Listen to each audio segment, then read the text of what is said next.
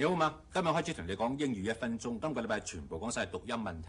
你睇下呢個字，響音係 ound， 即係 round、sound、pound、count 嗰個響音一樣。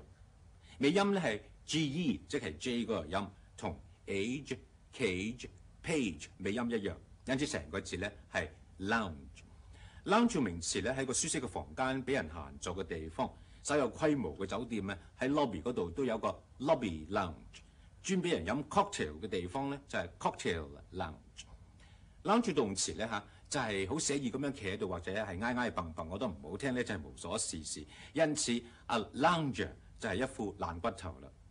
香港好多人好中意將個 lounge 讀成 launch， 響音錯，尾音都錯埋。launch 可以解條船，你話約個新人去 lounge 飲酒，講咗 launch， 你估佢明唔明？